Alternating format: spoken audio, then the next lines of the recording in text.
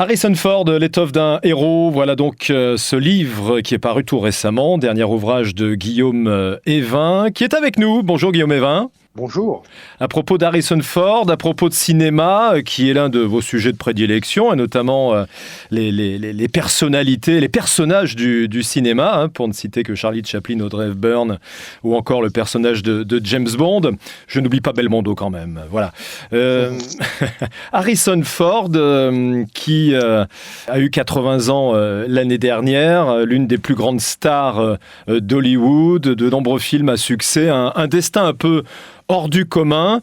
C'est parti comme une évidence pour vous, puisque vous n'êtes pas forcément un fan d'Harrison Ford au départ. Alors, justement, non, c'était tout sauf une évidence. Ce qui est intéressant avec Harrison Ford, c'est que ça a été une immense star dans les années 80, encore une très grosse vedette dans les années 90, et puis après il a disparu avant de revenir un petit peu sur le devant de la scène à la faveur des suites de ces trois sagas premium.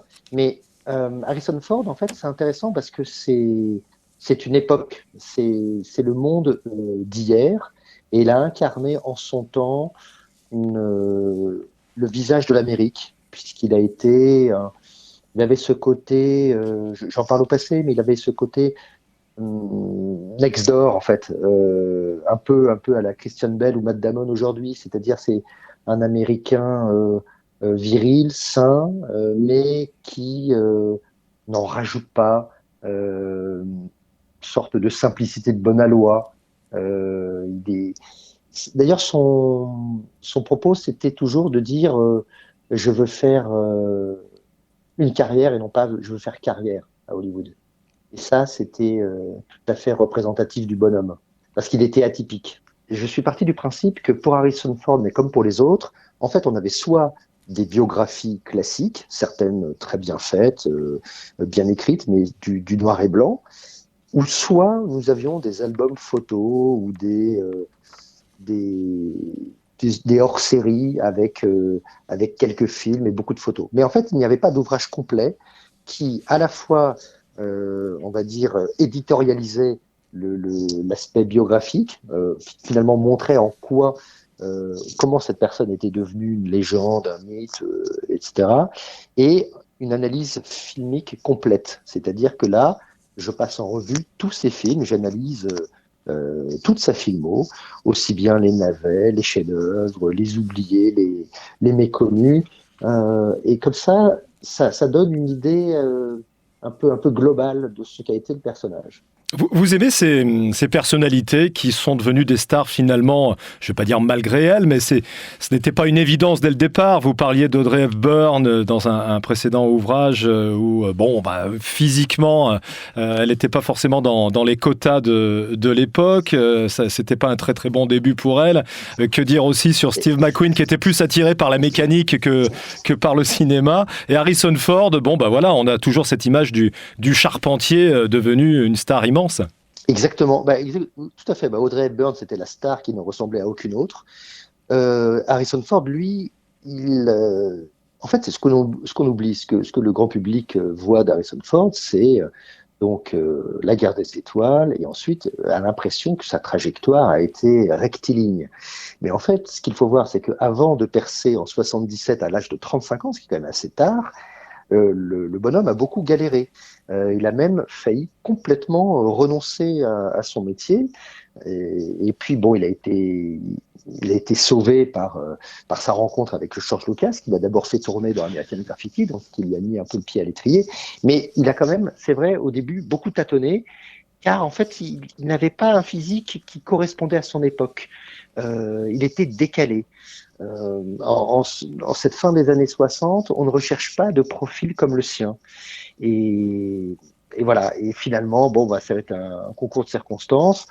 Il va être charpentier menuisier. Il va retaper les maisons et les villas des célébrités d'Hollywood. Et puis, c'est là qu'il va rencontrer George Lucas et les autres, et Coppola, etc. Mais Voilà, pour lui, rien n'a été simple. Mais après, ce qui est bien, c'est qu'il est toujours resté fidèle à ses convictions. Il ne s'est jamais éloigné de son chemin. C'est-à-dire qu'il a toujours été très, très secret sur sa vie privée. Il ne faisait étalage de rien. Il était aussi un peu écolo avant l'heure. Mais comme l'a été Robert Redford, hein, finalement. Lui aussi, Robert Redford, puisque j'ai écrit un ouvrage sur lui, là, qui est sorti il n'y a pas longtemps. Robert Redford, c'est un exemple intéressant, puisqu'au départ, il voulait être artiste peintre.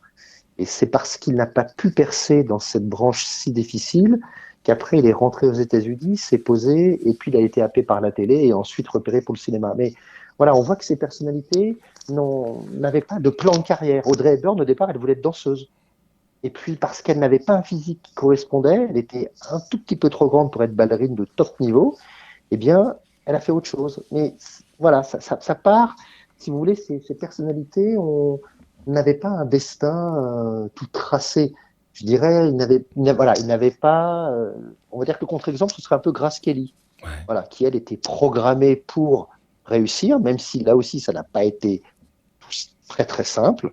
Mais disons que elle avait, voilà, elle était mise sur orbite depuis ses études et à la fin de son adolescence. Mais pour les autres, ce n'était pas si simple. Finalement, ce qui vous passionne, Guillaume Evin, dans l'ensemble de ces destins, c'est que s'est-il passé pour que ces personnages deviennent d'immenses stars finalement? Quel a été le déclic? Quelle est l'explication qu'on ne trouve pas d'ailleurs? Oui, exactement. Ben, pour chacun, on se rend compte qu'il y a un momentum. Il y a un moment où, on va le dire plus simplement, les planètes s'alignent pour eux et on va dire que le travail effectué en profondeur, les contacts établis, et bien finalement, à un moment, tout leur sourit, alors que l'on pensait que non.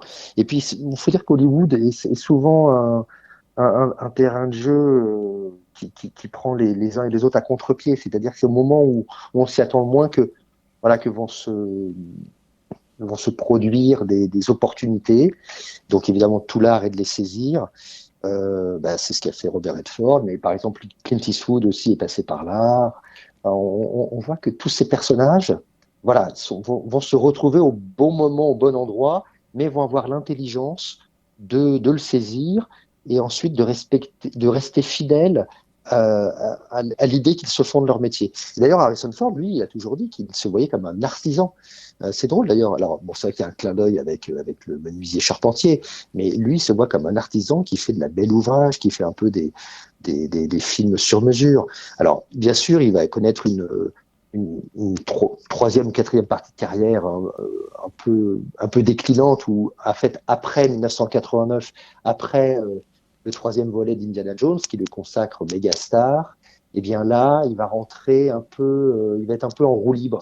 C'est-à-dire il va accepter des projets, euh, parfois pour de mauvaises raisons. Ou alors il va choisir sur le papier celui qui lui semble le moins mauvais, mais il va avoir un petit peu des rôles stéréotypés.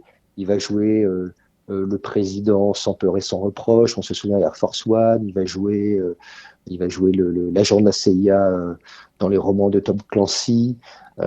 Bon, c'est des voilà. Là, il n'allait pas vers la difficulté. Et puis après, il va connaître un trou d'air dans les années 2000.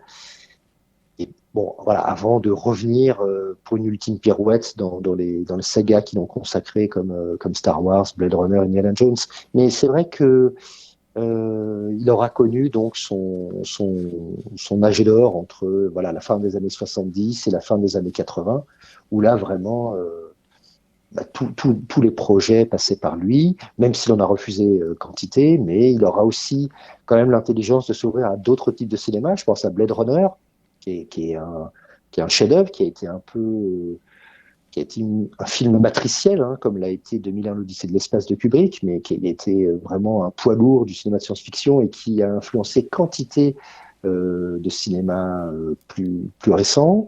Ensuite, il va jouer Witness, par exemple, qui est un film pas mal du tout, où là, bon, il incarne un flic qui, pour les besoins de son enquête, pour protéger la veuve et l'orphelin, eh bien, va s'infiltrer dans une communauté amish.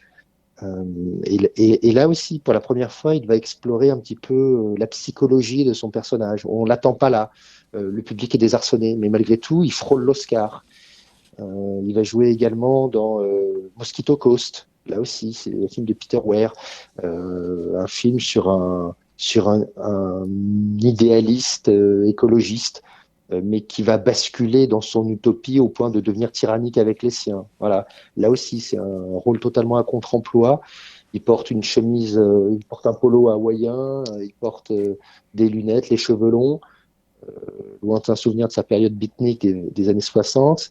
Alors là, le public ne comprend pas parce qu'il l'avait en tête en Han Solo ou bien en Indiana Jones. Et puis voilà, hop, c'est le contre-pied. Il va jouer Frantic avec Polanski. Bref, il a eu le mérite parfois de faire le pas de côté qui n'allait pas de soi à cette époque-là. Et voilà, et pour ça, Harrison Ford mérite tout le respect. Harrison Ford, l'étoffe d'un héros, paru chez Hugo Images. Guillaume Evin, merci. Votre actualité, il y a d'autres personnages qui sont déjà en train de vous passionner, que vous êtes en train de coucher sur le papier, ou vous allez reparler du football ou de choses plus contemplatives? Non, là, je prépare un beau livre sur Brando pour l'année 2024, parce que 2024 marquera à la fois le centenaire de sa naissance et le 20e anniversaire de sa mort. Et puis là, j'ai un beau livre qui sort également, qui s'intitule Sur la route du cinéma, aux éditions du Chêne, qui est une sorte d'atlas où j'emmène le lecteur par la main sur les lieux de tournage. Voilà, c'est montrer les histoires pour de faux ont été tournées dans des lieux pour de vrai. Donc avec à chaque fois une correspondance, un lieu, un film. Eh bien, ce sera l'occasion peut-être d'un prochain coup de fil, Guillaume Evin. Merci infiniment, c'était pour la radio du cinéma. Et merci. Autrement dit, vous êtes ici chez vous. À bientôt. À bientôt.